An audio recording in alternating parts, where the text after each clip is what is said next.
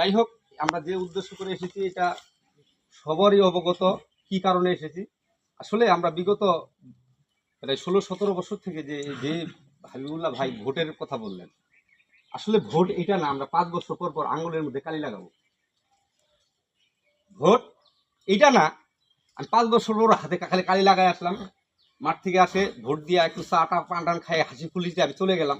কিন্তু আপনার বিশদভাবে চিন্তা করার দরকার, আমি যে কাকে ভোটটা দিচ্ছি, আমি যে ভোটটা দেওয়ার পরে 10টি মানুষ এই ভোটটা দেওয়ার পরে শান্তি পাবে কি পাবে না, 10টি মানুষ সেবা পাবে কি পাবে না, এই চিন্তা ভাবনা করে কিন্তু আমাকে এই স্বাক্ষরটা দিতে হবে। এই চিন্তা ভাবনা করে আমাকে এই স্বাক্ষরটা দিতে হবে। বিগত যে দলগুলি আমরা এসেছি, এই দলগুলি কিন্তু বাংলাদেশ এবং এই আমাদের বাংলাদেশ জাতির প্রতি এদের মহব্বত নাই, ভালোবাসা নাই। যদি ভালোবাসা থাকতো তাহলে বাংলাদেশের 100 কোটি টাকা নিয়ে আজকে তারা বিদেশের মধ্যে পাড়ি দিত না।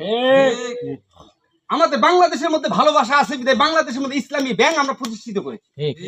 বাংলাদেশের মধ্যে ভালোবাসা আছে বিধায় বাংলাদেশের মধ্যে বড় বড় হাসপাতালগুলো আমরা প্রতিষ্ঠিত করি। বাংলাদেশের জনগণের মধ্যে ভালোবাসা আছে বিধায় বাংলাদেশ থেকে বড় বড় পত্রিকাগুলো আমরা বের করি।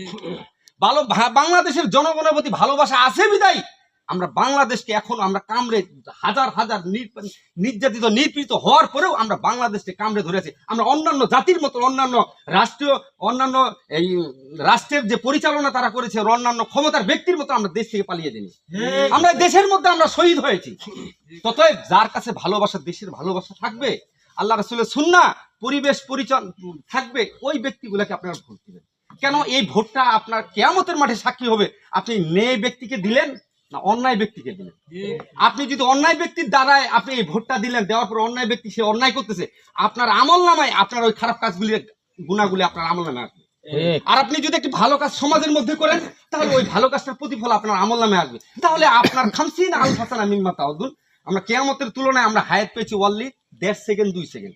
এই 1.5 সেকেন্ড ক্ষমতা পেয়ে সারা পৃথিবীর জমিনের মধ্যে আজকে ওই ব্যক্তিকে হুন্ডন করতেছি, ওই ব্যক্তিকে পরাজিত করতেছি। অতএব এই কাজগুলি করে আমাদের লাভ নেই। কেন? আমরা পরকালের মধ্যে আমাদের বিশ্বাস আছে, আমাদের জবাবদিহিতা হতে হবে না?